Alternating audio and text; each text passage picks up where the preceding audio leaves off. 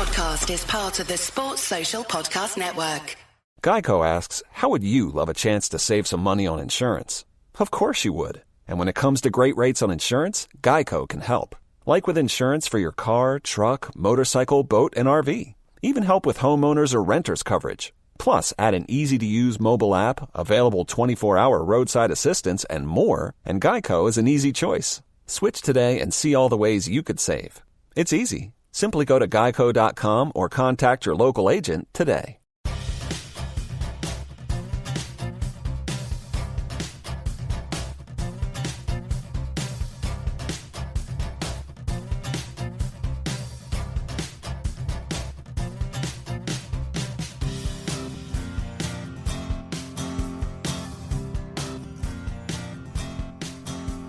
Welcome back to the Love Tennis Podcast, or should I say Guten Morgen, which that only applies if you're actually listening to this in the morning. But unfortunately, I don't know any other Dutch greetings, so I hope you're listening in the morning. I am zooming in from Antwerp, where I am out covering the European Open. I am James Gray, in case you haven't listened before, of iNews and the iNewspaper. I've got Calvin Betton, our resident tennis coach, and George Bellshaw, the tennis writer and really sort of ugly eater as far as this Zoom call. It's quite weird. What are you eating, George? What's for dinner? A butternut squash and chickpea curry. Okay, I'm not completely against it. It's very hot. Did you make it? I did not. Okay. I did not. Yeah, it took slightly longer than it was supposed to, but I won't complain because I didn't make it. Right. Okay. I never sounds anyway. A bit like you're complaining, George, if I'm honest. No. I'm always very positive. But I'll give you my good news quickly as well. Oh, good. That's not about my food. So you may have seen this week. I've returned to running this week. I did a 3-minute run on Friday. I've done a 7-minute run today. How exciting! How is your knee on the feeling? Old couch? Yeah, good. So I've been told I have to do kind of the couch to 5K thing. So kind of walking / running for 20 minutes. That's like a good build-up, apparently. So I see. Okay. Yes. Calvin, exciting. have you got any positive injury news for us this week? Only that I've not been injured. I mean, that it probably is newsworthy, to be fair. No calf blowouts or five-a-side. No. I'm going to start the podcast, before we start talking about tennis, by talking about reviews. We haven't had quite as many the last couple of weeks. We've had a few, and I always do try and read them out. I've had lots of people getting in touch on various social media, and I will get to that. But if you're listening on, say, Apple Podcasts or Spotify, you can leave us a rating and I think a review now on Spotify as well. And we'd really appreciate if you did it. When you do them, it helps us reach more people, which means we can record more podcasts, which means you can get more content if you like it. And my promise to you is that if you leave a 5-star review, I will read it out on air, even if you're going to embarrass me by saying how wonderful I am at the job, because I know that's what people want to say. Now, people who got in touch with me this week, Chris Neem sent me a message on Instagram. He said, enjoy your podcast, especially enjoy having Calvin's insights as someone who's a coach who's on tour as a coach. And I've also had an email from Nancy Self. She emailed to say, love your podcast, been listening for about a year. I live in Napa, California, and was so excited to see that Cash and Patton are in the finals at the Fairfield Challenger Tournament. Please let Calvin know that I'm going to the match tomorrow after my USTA match and cheer for them. Well, Nancy, you clearly had a good impact because Patton and Cash picked up yet another title that takes them, I think, to the verge of the top 100 now, Calvin, isn't it? I think Henry on the live rankings is just inside, but he's 102 on the actual rankings. Is that as big a deal? I mean, it's obviously a different deal in singles and doubles, but is that a milestone that you will kind of privately go, well done, lads, that's a big deal? Yeah, it's a nice... I don't think you say it's a big deal. It's just something that's nice to achieve, isn't it? You could say that you're, inside 100. Is this a bit of a point at which they start to get into a few more big draws? I know we were talking off air a few weeks ago about scheduling their way around Europe, but are they now getting to the point where they can get into bigger ATP tournaments? No, that doesn't really make a difference. It's more the slams. If they wanted to play together, the slams, they'd have to both get to around about 70. If they want to play the Master Series, they're probably going to have to get into the top 50, maybe 45. And if they want to play the 250, weirdly, the bigger the tournament, the easier it is to get into on the main tour. So the 250s and the 500s, where they only have 16 pair draws, you probably got to get somewhere around 30, 35 if you want to play together. I have a couple of questions for you, Calvin, if you don't mind. I don't mind at all, George. One of them is serious, one of them is not so serious. First one, have you ever counted how many tour level, or not tour level, but challenger level titles you as a coach have won? And what's the number? Have you got like a list you've weighed up? And if not, can we get that list at some point? Because I'd love to. This must be your most bountiful season, potentially. I've never counted. I know how many most of my players have won, but I've never counted how many I've won. I mean, I haven't won any. So,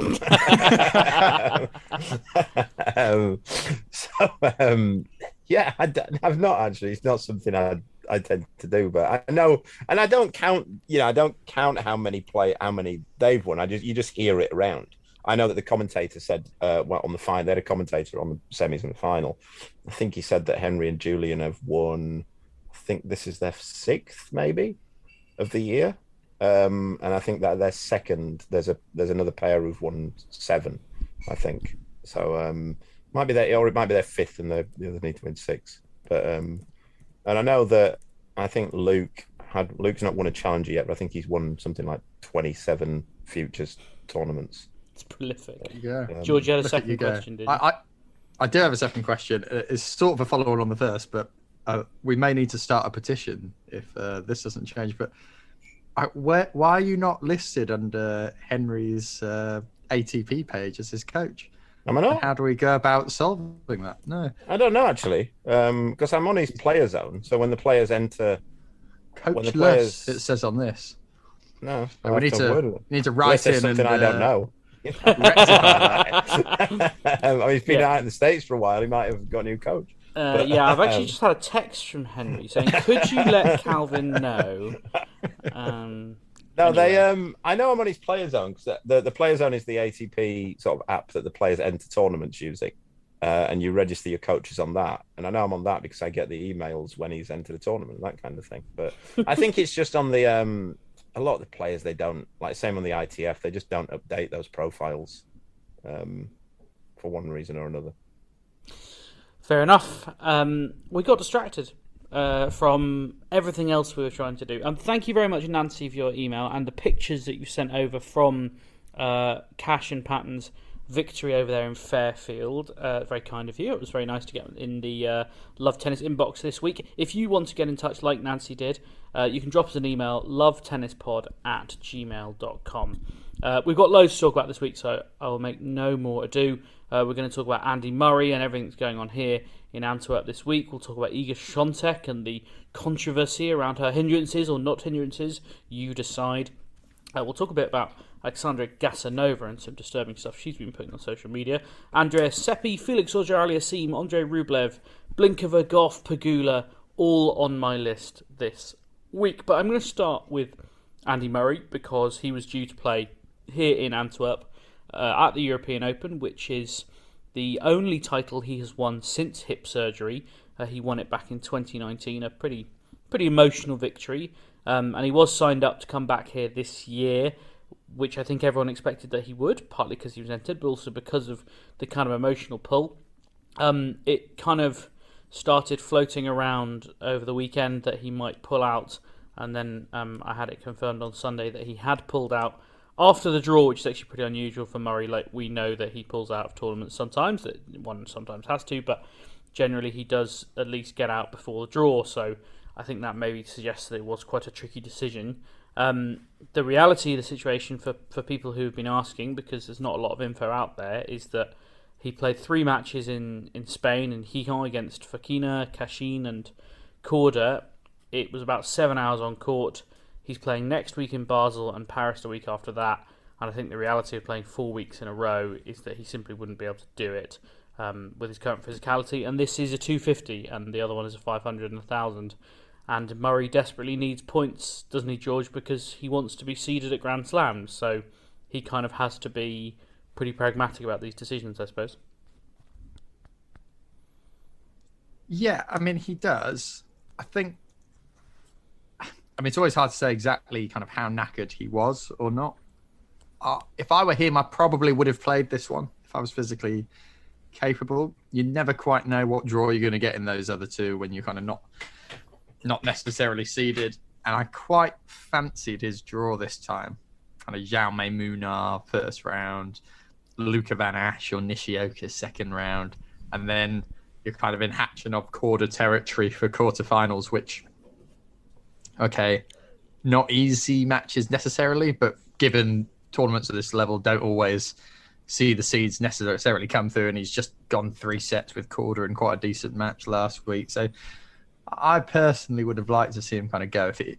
But look, he knows his body better than I do. But if it was a purely point-based decision, it's conceivable he could lose first round in the 500 of the Masters. So if that's really his aim, I personally would have played it. But yeah, hopefully it is okay. It's nothing too serious. We've had quite a few years of Murray trauma, if you like, in thinking things are going really well and then there being another setback or so. So I hope it's nothing they're kind of playing down. It just is a matter of fatigue. But yeah, he's got to manage his body. The official ATP line they called it a non-medical issue, which I think is what they say when it's effectively fatigue. But I mean, I spoke to someone quite close to Andy who said that it was a case of pacing himself and still planning to go Basel and Paris. But as you say, George, players never like to give too much away when it comes to injury. But Calvin, I suppose what this does highlight once again, and I suspect that I'm just queuing up the same 33 and a third record from Calvin Betton about Andy Murray's game style, but you can't get involved in a 2-hour 50 match with Pedro Cachin in the second round of a 250, can you? Yeah, that's what's. You're right. That's what's going to cost him. If he hadn't have done that, then he might have played this week. And I agree with George. I think he had a really tasty draw. I'm surprised that he pulled out with that, especially with the points would have been quite nice. I think he definitely won his first 2 rounds at least. And tasty is probably the operative word, I should say.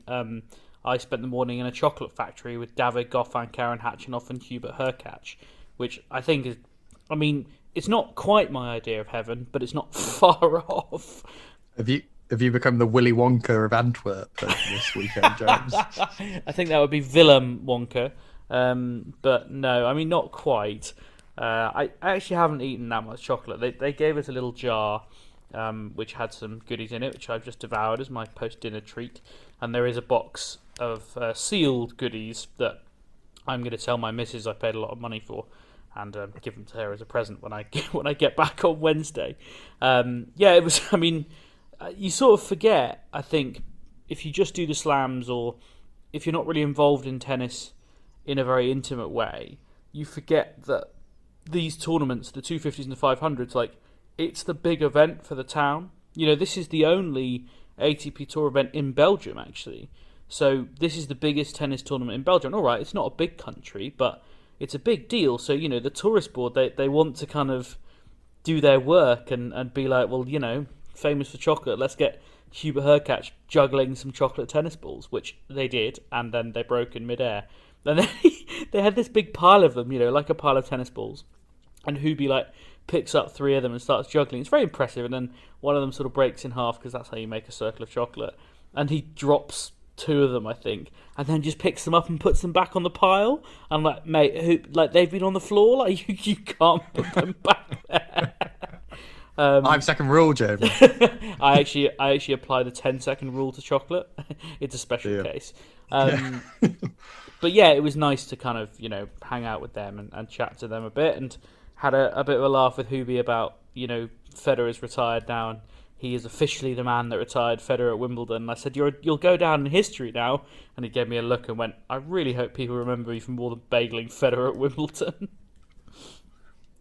They may well not in this country. It's quite a big deal.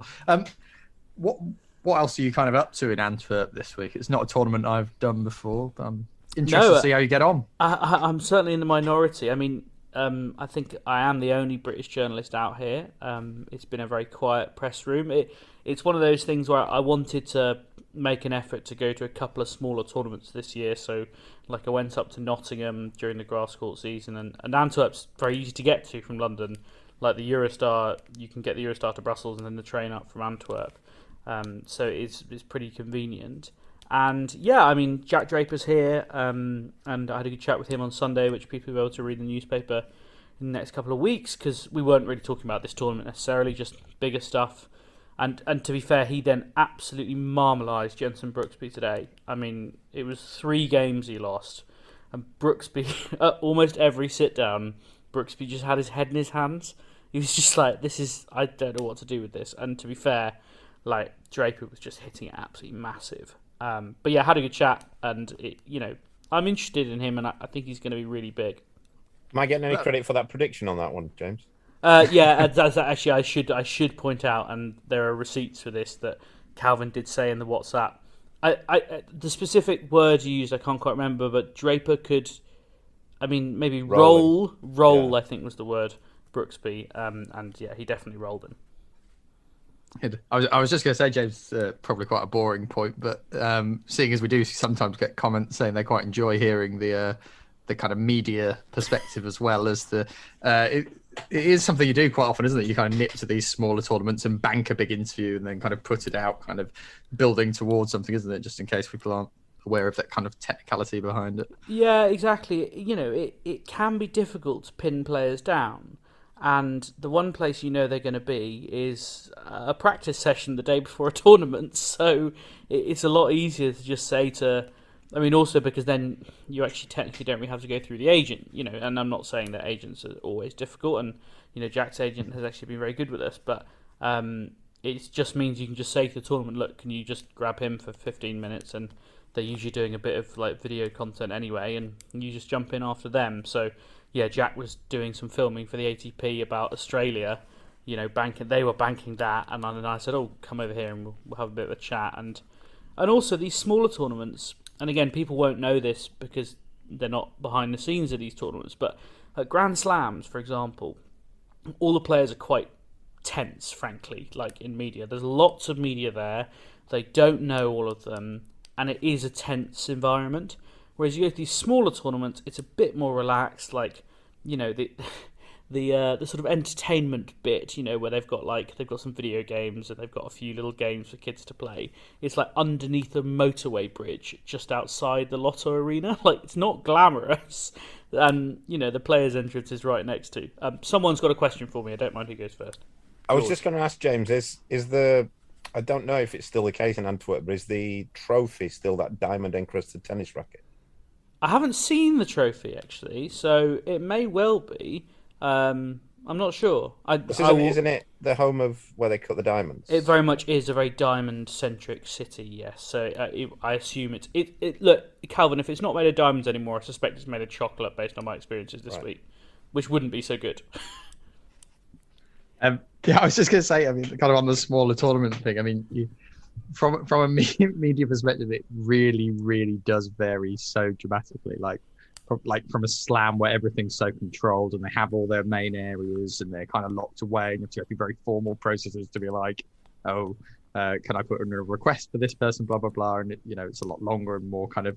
So probably the greatest difference I had was I went to do the Moratoglu Challenger like a couple of years ago, 3 years ago maybe, and that was just like so eye-opening in terms of like a tournament. I asked someone like after the match, like, where can I kind of put in a request to speak to someone? You've just got to chase them around the grounds. There's no one here to do that. You've just got to like run around. So I'd gone to like bank an interview with Moratoglu at the time. So that was like kind of my main purpose. But the rest of it was just walking around, and the other side of it as well is like, because they're all living at this kind of academy for the week, there's only one bar and restaurant within the place, so everyone's kind of going to the same place, which you would just never get at the slams. You have all these different cordoned off areas, people would go out, etc. So I always recommend to people, if you're into tennis, going to these kind of smaller tournaments is a great way to kind of get really up close with people and see a bit more of the kind of insight rather than a slam. It's also the state, and we can't talk about it on air, but the great redacted night out of George Bellshaw's tennis career took place at the Moratoglu Challenger, and literally anything else I say could get me into the High Court. So maybe when we do a podcast live and people pay to come and see us, George will tell the story of his Muratoglu Challenger night out. I definitely will be redacting all the names. I reckon people could probably guess. Anyway, let's move on before I really do get us in trouble.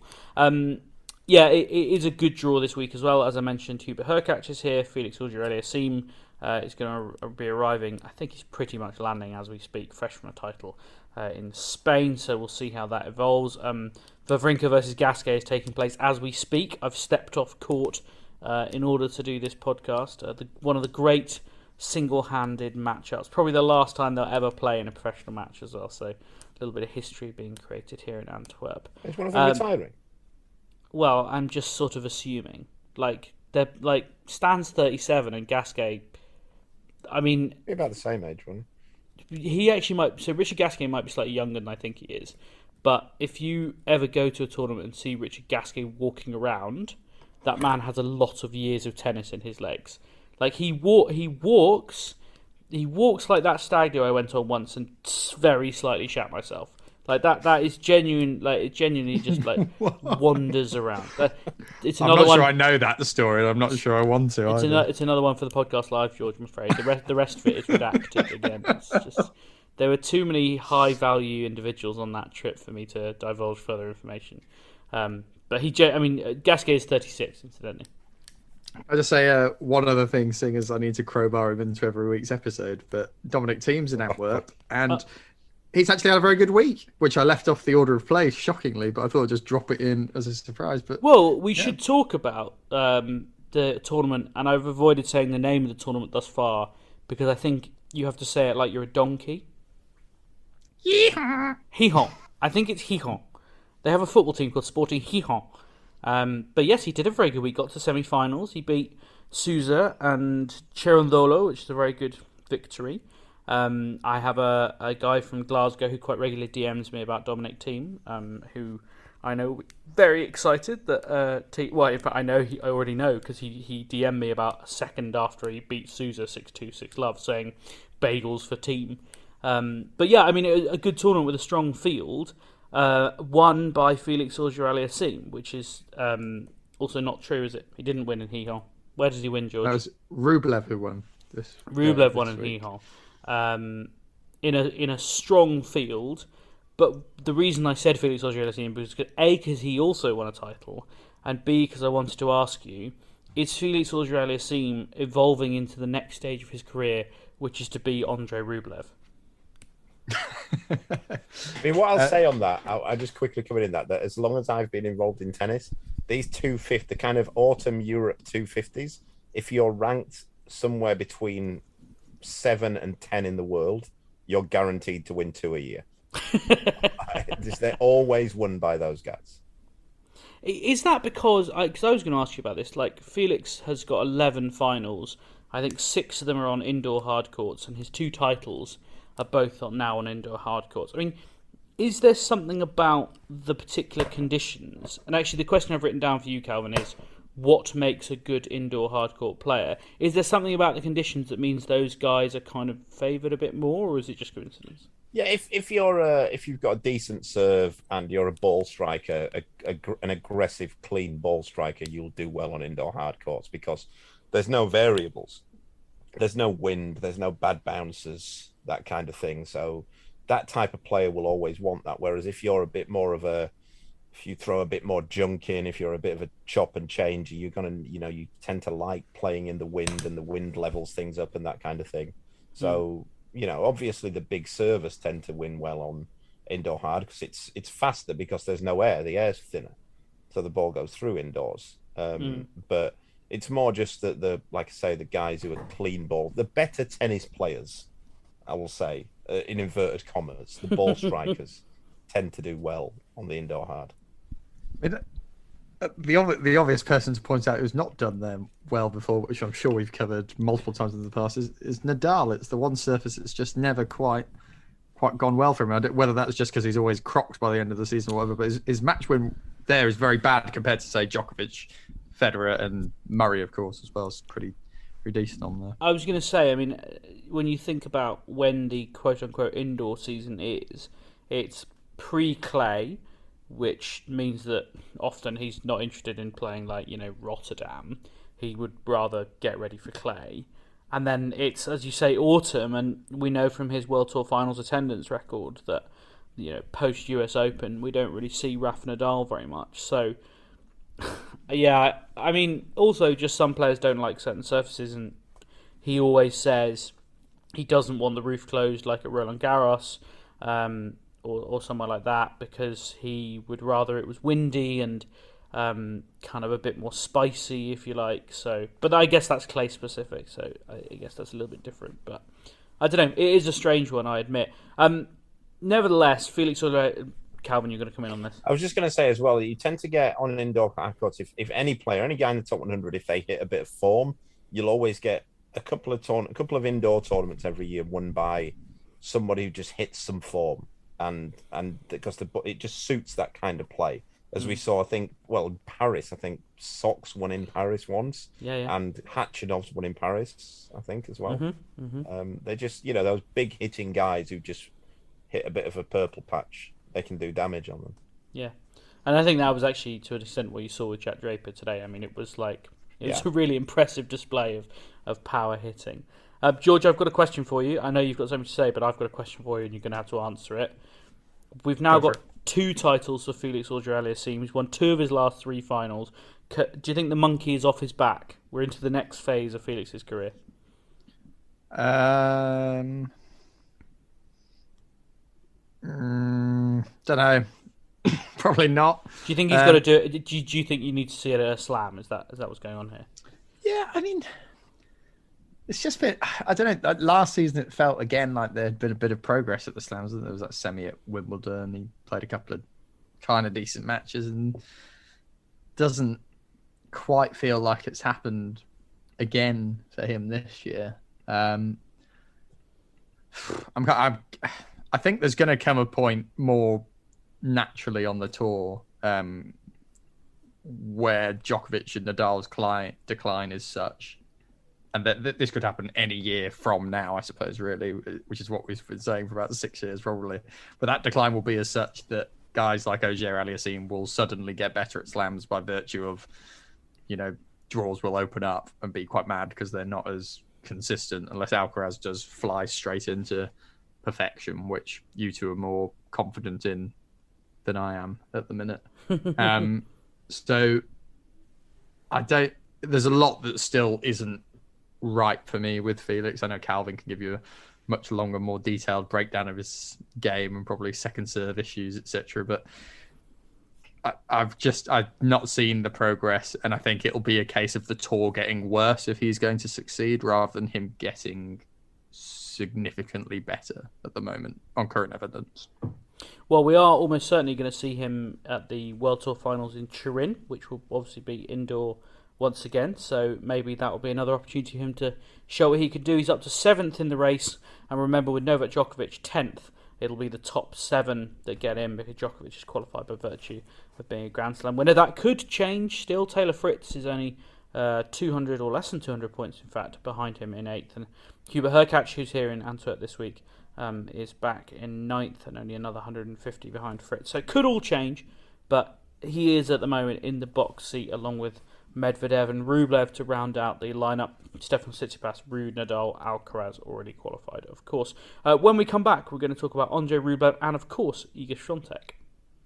Welcome back to the Love Tennis Podcast with me, James Gray of iNews.co.uk and the iNewspaper. As always, I've got Yorkshire's Calvin Betton, the renowned tennis coach, with me, and also from Birmingham, George Bellshaw, the tennis writer. I promised we'd talk about Andrey Rublev, and we will. And we'll do it right now, in fact. Right blooming now. He won a title last week in Gijón, which, if you were listening to the first half, which I'm going to assume you were if you're listening to the second half, if you've done a rogue thing and you jumped straight into the second half, go back and listen to the first half. It's a belter, I promise. Is there any podcast where that's a good strategy? I might try this for fun now. Just try and start bang in the middle and see if it a good question, actually. There are some that take, like, I think, time to warm up. I think we took about a year and a half to warm up, to be honest. So, you know, I think if you're talking about long term, maybe. I don't know. Worth trying. Should we do that, George? The whole of the week, we'll only listen to second half of podcasts. See if we get more out of them. You'd get through a lot more, that's for sure. Anyway, George is distracted me and talking bollocks. I'm very tired. Andrey Rublev won a title in Spain this week. Who did he beat en route, I hear you ask? He beat Ilya Ivashka, Tommy Paul, Dominic Thiem and Sebastian Korda. Didn't drop a set at any point, George. It's not a bad list of players to beat. You know, they've all played well at various times this year. Anyone who's beating Dominic Thiem at this stage is in mighty fine I form. don't know why I even asked you. I was like, the only person George is going to talk about here is Dominic Thiem. I think for the time of year, it's good winning against all of them. You know, Paul's had a half-decent year on the whole. Korda's a good player who we all think has a lot about them. Obviously beat Murray this week. Thiem, you know, he's beaten a top 30 seed in the previous round. So anyone you're beating in the semi-final is in some form of form. I think it's good for Rublev. He's another one who this season you'd struggle to really look at him and say, oh, this is what he's progressed, or this is where he's really strode forward. But my kind of theory with Rublev is he's topped out. So progress for Andrey Rublev is kind of staying there. And I think that's a big challenge that, you know, a lot of players get up into the top 10, near the top 5, and dip off into the wilderness after, I think, like Jack Sock, for example, probably the most wild example of someone who made a mad run, qualified for the ATP finals. He's barely been back in the top 150 since. So, you know, it's always harder to stay there than it is to get there, in my opinion. And so I don't see Rublev winning many slams or cracking world number 1. So maintaining that level is probably good, quite a good effort for him, to be honest. I think you're probably going to get reasonably rousing agreement out of Calvin on thinking that Andrey Rublev is topped out, because that's often what we've spoken about. But I'm going to put something to you, Calvin, which is that Andrey Rublev's only 24. And I kind of read that and I thought about it, and I thought, I don't really think of him as a young guy, because I think I know what to expect from him. I know what his game is. I've seen the same kind of game for the last few years. So I don't think of him as someone who's got room for development. Is it possible that you can, instead of developing upwards, develop kind of diagonally, and that his game could evolve in a different way? And presumably that's what you think it has to do. It has to change rather than get better at what he currently does. Yeah, I think he's probably already as good as you can get doing what he does. I question as to whether he could get better, because his whole game is based on that relentless metronome of hitting the ball hard and being intense, and there being not much variation. That's why he's where he is. I don't, if I'm perfectly honest. I mean, look, I'm very often wrong, so I might be here, but I don't really see him progressing further than what he currently is. But I think he will stay there for a long time. I mean, this is the thing. I know we used to call him the 250 king, kind of. Well, he was, to be fair.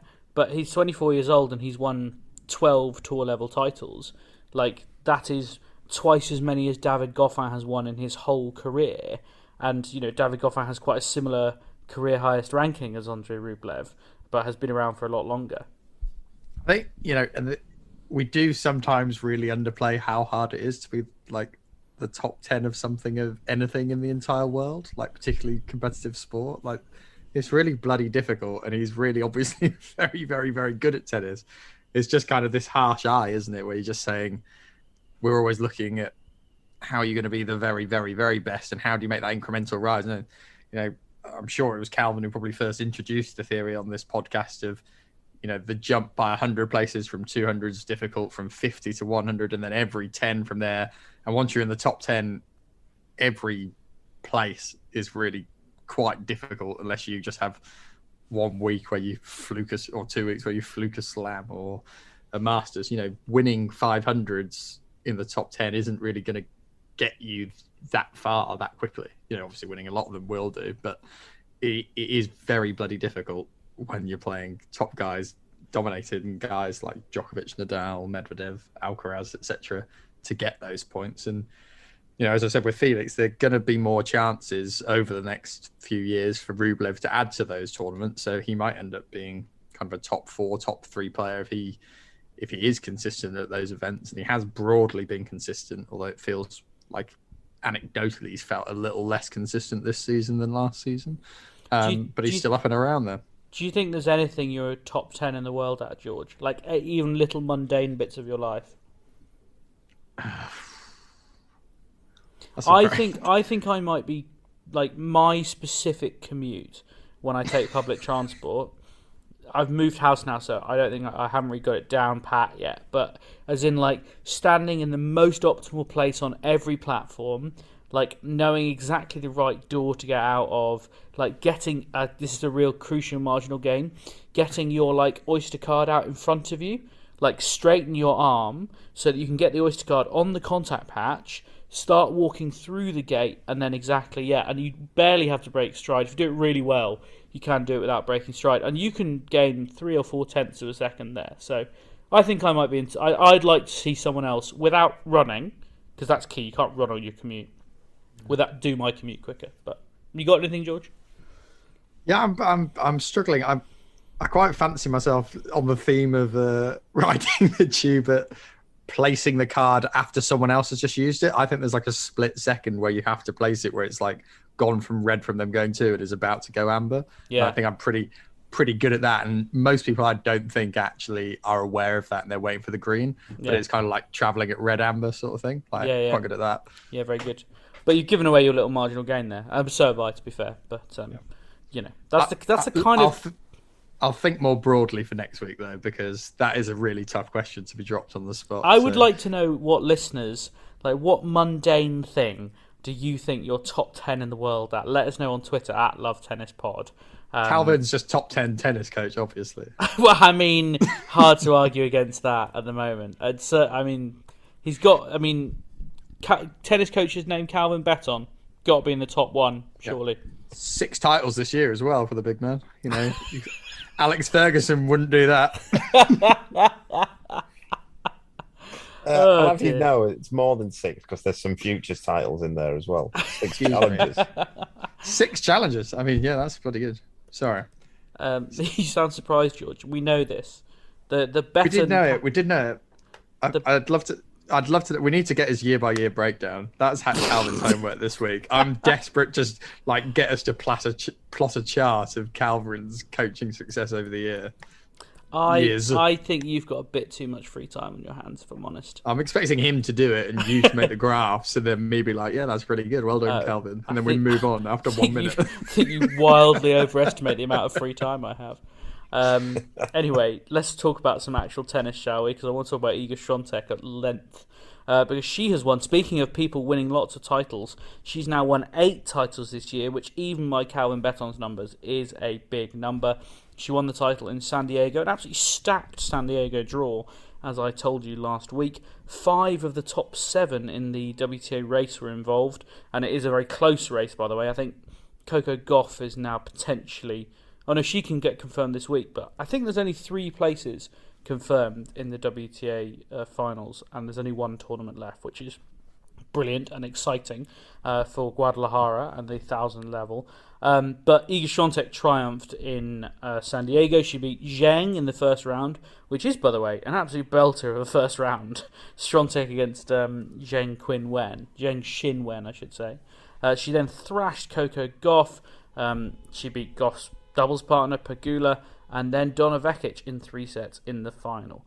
I want to talk about hindrances in a second, and Calvin, I'm very interested to hear what you've got to say about that. But before we do, George, I want to ask you about the Swiatek-Gauff rivalry, because I think we all think that could be like an era-defining rivalry, and she's just pumped her 6-love, 6-3. People and most people I know who watch the match agreed that the problem is still the Gauff forehand. And to me, until there's a fix there, I don't see how she can beat Swiatek. I'd agree. I don't. Yeah, you're right. There's nothing really to add to it. Again, it's amazing to me that I think she's similar in a way to Felix in that I do think what they need to get a good coach on and be coached. That's the problem with them. I think other players, they need other things that need to be added to their game. But both Felix and Coco, I think, yeah, you'd fancy a good coach would fancy that they could take them to the next level. But instead, they seem to fancy this sort of amalgamation of bluffers and former big players, coaches who there's questions as to how much they actually added to the big player. I think you just stole my question there, Calvin. I'm sure James said... No, it's all right. I flagged you both. Sorry, I thought you said Calvin. My apologies. I did. I flagged you both. It's my fault. You did flag us both. It's poor presenting. That's the kind of thing that gets me these 3-star reviews. Outrageous. I agree. I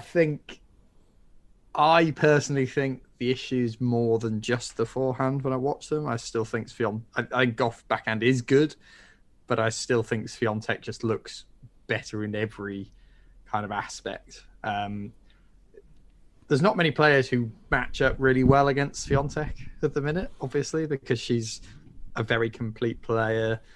I tell you what. I think maybe a year ago, Swiatek versus Gauff, I'd maybe have looked at it and gone, all right, okay, yeah. And then Swiatek, one of the areas she was deficient in the matchup was defence. And I didn't think she was as good a chaser as Gauff. That has really improved. And Gauff hasn't retaliated by them making the forehand improvement. Yeah, exactly. I think that's where you have to look at the two of them is like those incremental improvements. And everything you have to say about Swiatek is we've always said she has every weapon to be the top player in the world, but she's addressed all the areas where it wasn't immediately obvious she was going to be this dominant. And I kind of thought, if I'm being perfectly honest, I thought Gauff would make those improvements a lot quicker than Swiatek. Not necessarily to say she'd be dominating as much, but the holes in Gauff's game, I don't really see that massive improvement to the point where you're starting to be like, are we concerned if she's going to make the improvements? You know, we've spoken about Jabeur, for example, as someone I don't think can win a Grand Slam because the likelihood is she's going to run into Swiatek, and I just don't see her really ever winning that matchup in a big match. Gauff has gone from losing her first match 7-6, 6-3 to never winning a set better than 6-3 again. You know, against Swiatek, she's not won a single set against her, and so much needs to change in Gauff's game for her to get anywhere close to level Swiatek is. And the fear is if Swiatek's improving all the things that she's doing badly and keeps going at that rate, and there's always improvements to make, and if she keeps striving for that sort of improvement, then Gauff's already playing catch up, and Swiatek's going to get better. She's still only 22. You know, this isn't a player who's close to her peak, I don't think. This isn't even her final form, you might say. One thing that I think some people would say Swiatek can improve. Some people, there is a lot of discourse about the Iga Swiatek hindrance montage that was created. It happened. I mean, it's happened on several occasions in various different ways, and we can maybe get into that. But the most recent incident was in the final against Donna Vekic, where Swiatek ran down, I think it was a net cord actually, and returned it back over the net, so a little, a little drop shot, but quite a high one. And Vekic was chasing it down, and Swiatek sort of waves her arms in the air a bit, makes herself look big at the net, as you might say about a goalkeeper. And actually, Vekic ended up winning the point anyway. But Calvin, you've seen various of the incidents, and the arm waving thing is something that other people have done. Iga Swiatek didn't invent this. It's a bit of a grey area in the rules, as I understand it, as well. Do you think it's deliberate? Do you think it's a tactic? Do you think it's despicable, or is it just one of these things that happens sometimes? It's 100%. It's 100% a tactic, but I don't see there's anything wrong with it. So you can kind of throw your arms in the air and make yourself look big at the net if someone's got she's not. It was weird because I'd read about it before I'd seen it, but she's just making herself big. It's not, there's nothing wrong with that. I don't think she's necessarily looking to put her. I think it's different if you're trying to put your opponent off as they hit it. Whereas I think she's trying to make herself big. She doesn't like wave her hands when the ball's been hit or that kind of thing. I think in that regard, it's no different than you might take up a different serving position. You might move in 3 feet inside the baseline and that kind of thing. That happens all the time. But I don't think there's anything wrong with it. I'd seen something earlier, like someone put a compilation of Swiatek's trying to distract, and some of them are very, very tenuous. I find the hindrance thing in tennis quite interesting, like, and just broadly across sport as a whole, actually, and kind of different attitudes to certain things. My personal opinion is, you're playing against someone to try and beat them. If you're going to be a dick about it, that's absolutely fine. Like, win at all costs sort of thing. Like, I personally just don't see it being an issue. Like, even the rule around, while I'm not saying people should be just shouting before every shot or whatever, on paper, I actually don't think that should necessarily be punishable when you consider, footballers are getting screamed at every week or whatever. The one thing I did want to bring up, kind of in another sport that I find weird, is like at rugby, when the people are going for the kick, like for conversion, I went to local level, completely silent. I'm like, what the hell's going on here? If that's a penalty in football, you're like, yeah, screw you, making the kind of wanker sign behind the goal. You suck. It's just funny how you get these kind of attitudes adopted at different sports. And I think tennis needs to embrace the screw you as you're taking a shot and a bit more beef. It'd be fun. Tennis has like the weirdest etiquettes though, like from players. Like, for example, like every single player who's ever played tennis knows that apologizing after a net cord is the most disingenuous and pointless act. But then any of those players who think that when they get a net cord against them, if the person doesn't apologize, it's like they've committed blue murder. I was just going to say that. That's the weirder bit. Yeah, and the same thing like with when new balls come. Like an umpire will announce new balls. Everybody will know it's new balls. And then like if a player forgets to hold the ball up to signal new balls as well, the other players after the point will go, didn't even say new balls.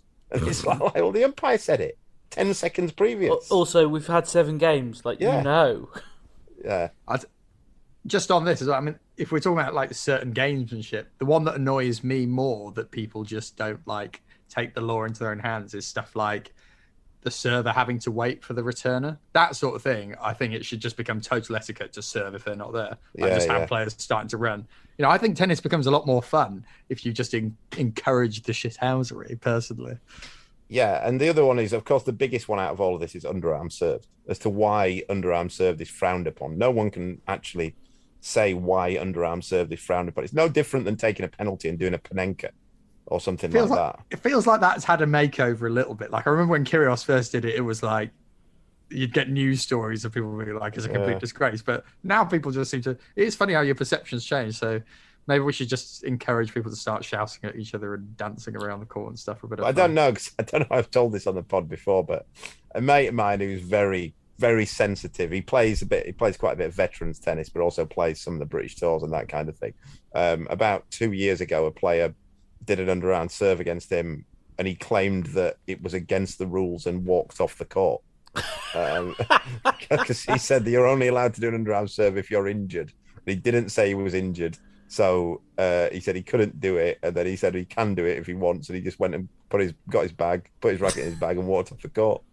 That's potentially the first ever underarm serve that's won someone a match. Yeah. That's hilarious. I was going to say, just on Panenkas, for reasons that I can't fully remember, I was watching a YouTube video the other day, which was all the goals from the South Africa World Cup, which is 2010, right? And I'd forgotten that in the penalty shootout between Uruguay-Ghana, which is the famous Luis Suarez handball game, in the penalty shootout that decided that match, Edinson Cavani won it with a Panenka penalty. Like, that is just... How unbelievably iron are your guts? I can't believe Totti did that as well. Totti did it in the semis of the, I think Euros. It was Euro 98. No, Euro 2000. It was more recent than, was it? I think it was 2000, yeah. Yeah, and Pirlo did it. And he then was talking about Joe Hart afterwards, saying I needed to bring him down a peg or two. It was like, what a time to deliver that statement, son. Yeah, the underarm serve is the Panenka of tennis, to be fair. I think it's weird, though. You remember them it's one of those that you remember them when they go in. You don't remember them like Berbatov did one in the semi-final of an FA Cup, and it just the keeper just stood there and saved it, and like no one remembers that, but you remember the good ones and not the rubbish ones. And I think it was like USA '94, the first match. I remember Marco Echeverri tried one, and the keeper just stood there and caught the ball in front of his face. It was one of the most hilarious penalties I'd ever seen at that point. Okay, we've become distracted. We were talking about Iga Swiatek hindrances. One word answer. Does Iga Swiatek need to take it down a peg? George? No. Calvin? No. I think I agree. I think we're in agreement. I think this might be one of those things where Twitter's gone a bit mental, which, to be fair, does happen. I was really hoping Calvin was going to be a strict lover of the game's laws, so we could have a bit of a back and forth on this. Thought I was going to be quite radical going with the hindrance, but here we are. I think it's like there's been some chat about racket taps, which obviously that is technically a hindrance, and like Sharapova, I think, got done for that years and years ago. But like, it does happen when you're just sort of gaining balance sometimes. The one I would say, actually, in that hindrance video, some of the double bounces are quite poor. Like, I think that sort of thing is a little bit worse. And that's not necessarily her fault, per se, in the sense that it shouldn't be on her to be moral there, but she definitely would feel those double bounces. Like, there's been one double bounce in the French Open one. Yeah, there's been one double bounce in my entire life where I was adamant I'd got there, and the other bloke was adamant I didn't, and I genuinely didn't know. Every other time, I've known, I've felt it on my racket. And I'm pretty sure made a decision whether to cheat or not based on how close the match was. Pretty much, but you know the technology's there to. Technology's there. The technology's not at my level, but at Swiatek's level, you know, it's not that hard for the umpire to get a little screen of the video, just be like, "No, but there is." Okay, that was clearly a double bounce. Isn't it like a bit like that one at cricket that you can't like in 2D you can't tell the foreshortening of the angle? Yeah. Yeah. I mean, yes. Although, I mean, it happened at the US Open with Murray and Cerundolo when Cerundolo ran down a drop shot. Like he got it, and like Murray then I think missed the next shot, and he went like he was immediately like, wait, hang on, that was clearly not up, and the umpire was like, I didn't see it that way, play on. And then it came up on the big screen on Louis Armstrong, and everyone saw it, and it was clearly a double bounce. And Cerundolo was like, nah, I can't have this point. Like, you have to give him that point. And Murray was actually, he like stopped him at the net after the match finished, and he was like, listen, mate, that was like, not many people on the tour would have done that. That was pretty impressive. So, you know, it does. I think it's insane that umpires can't activate video review. Like, it's completely ridiculous.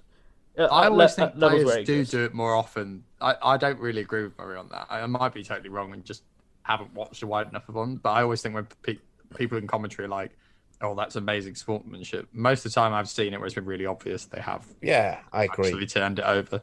Especially if it's on a big screen with 20,000 people in the stadium. You're just going to have people knowing that you've watched it and just like ignoring it.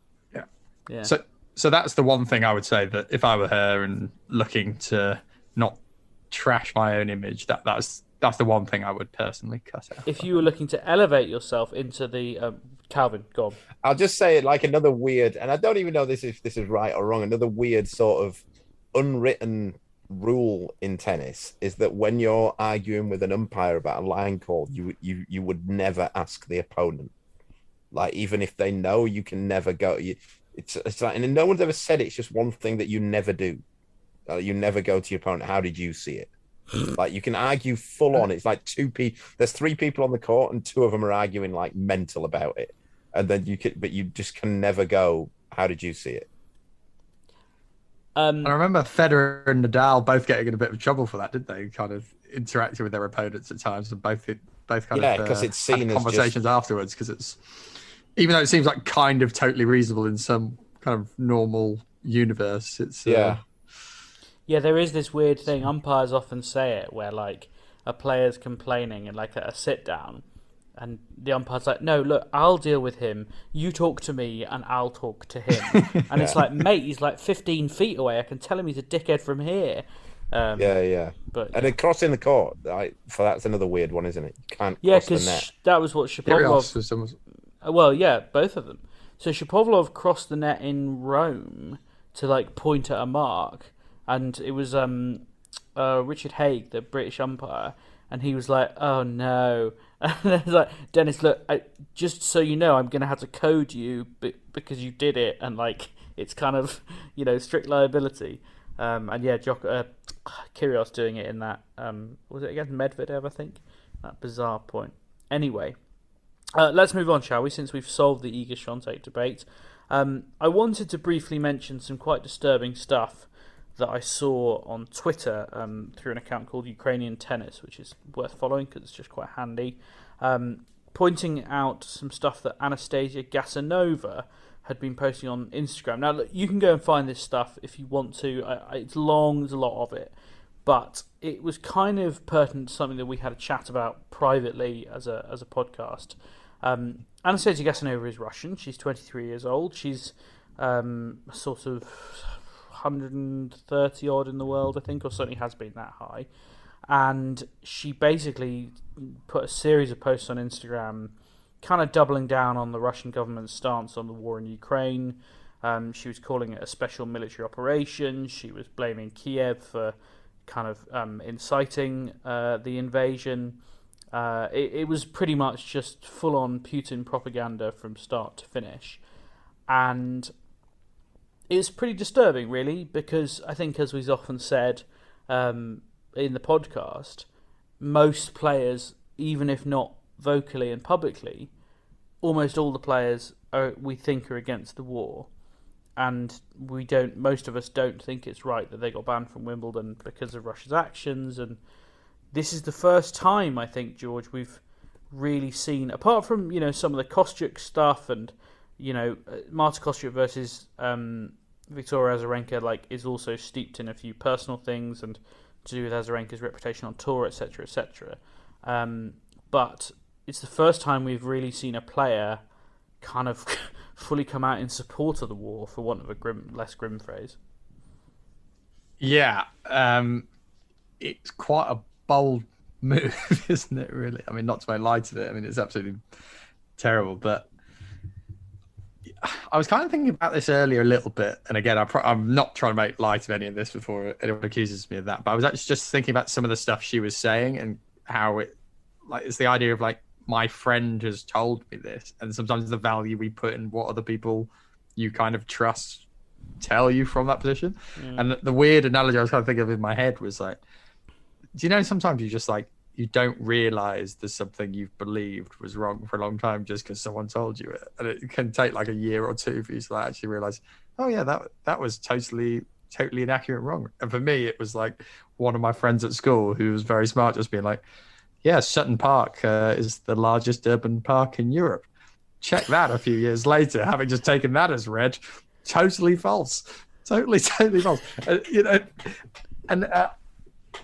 And so it's just this kind of idea. There's so much in a statement just around I've got friends who live there who know what's going on.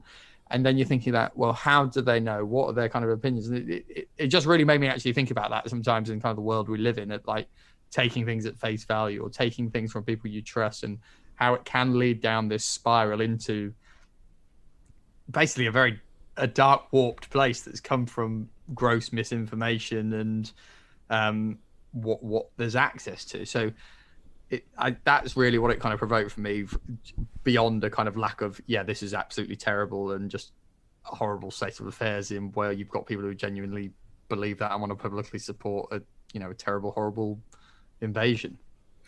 I think there's actually a name for that. Isn't it Mandela effect? That some people were believing things because they'd been told something, and apparently back in the 80s, a few people had said that Nelson Mandela was dead, and then people just believed he was dead. It's something I read about it about 3 or 4 months ago. Yeah, I also read something it's called false memory, but yeah, it also gets known as the Mandela effect because it was either reported or in the 1980s it was said that Nelson Mandela died in prison. That's it, exactly. Sorry, I've just found the article that I had read. A lot of people distinctly remember Nelson Mandela's death, when he was in prison in the 1980s, but it didn't happen. And there are various other examples of people swearing blind of certain things being the case. For example, the TV show with Sarah Jessica Parker in it, the four women. Sex and the City. Sex and the City.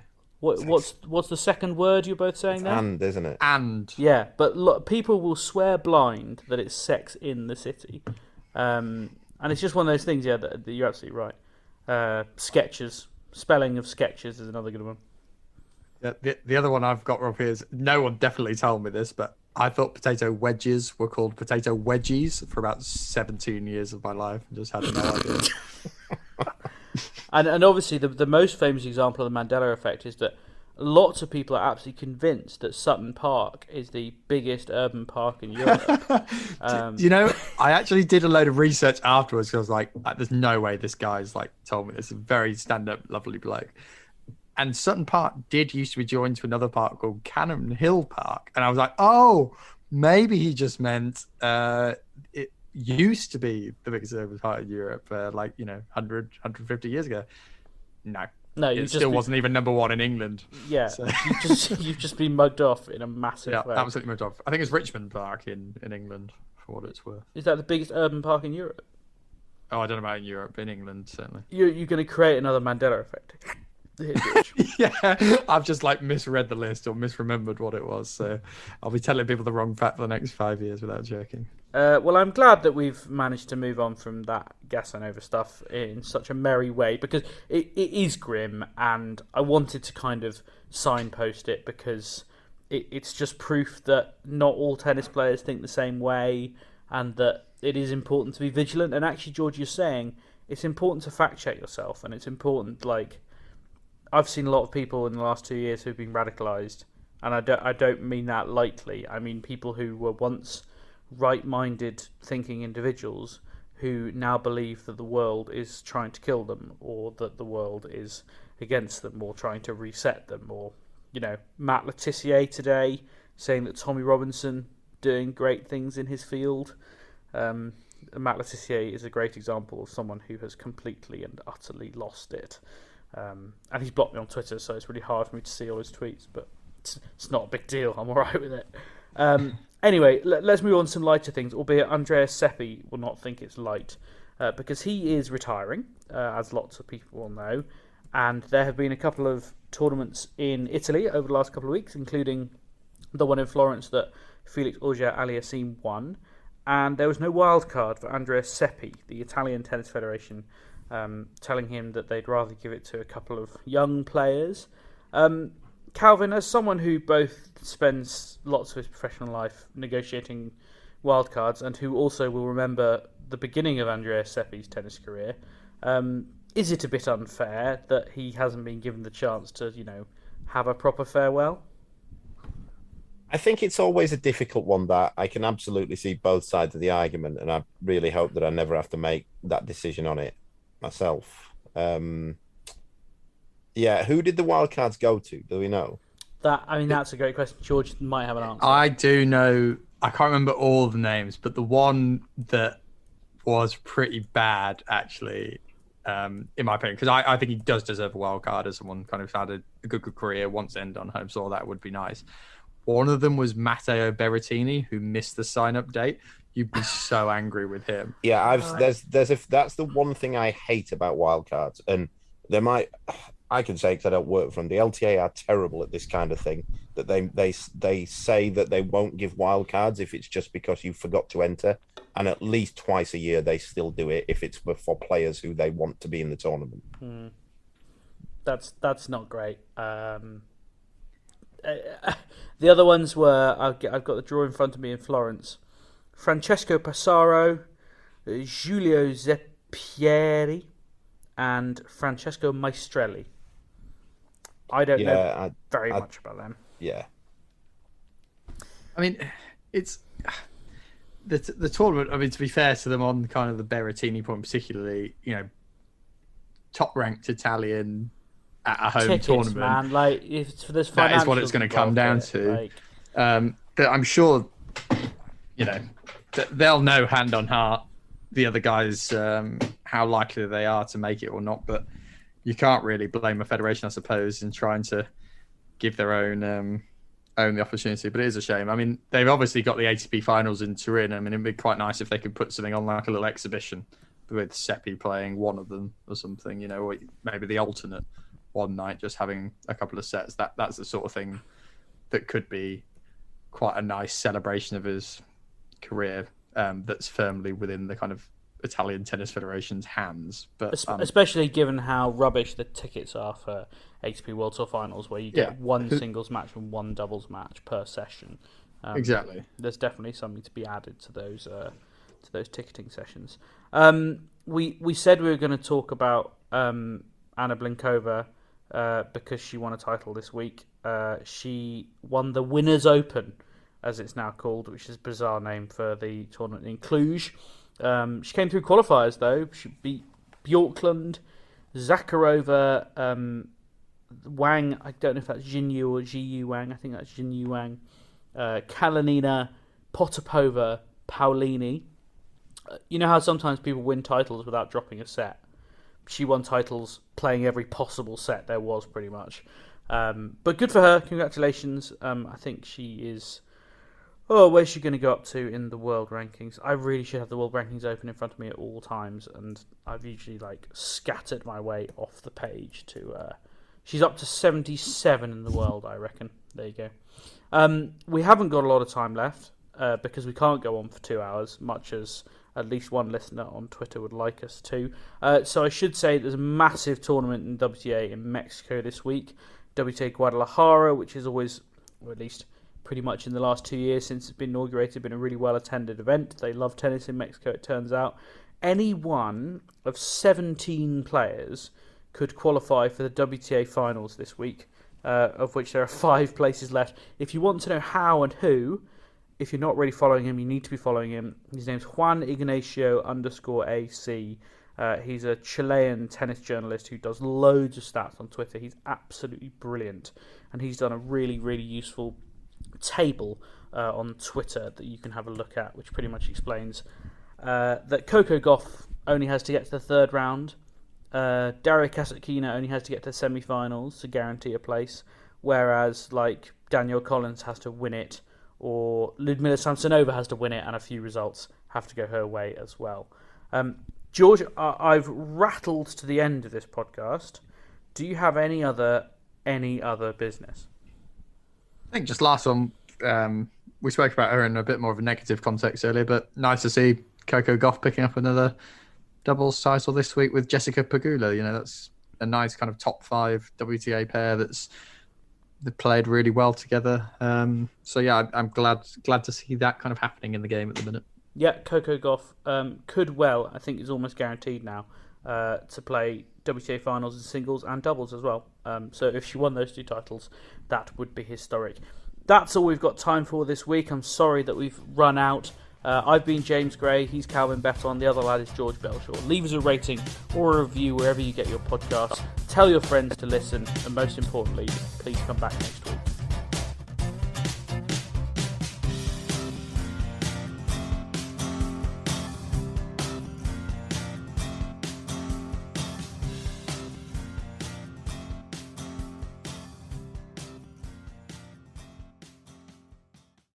Sports Social Podcast Network.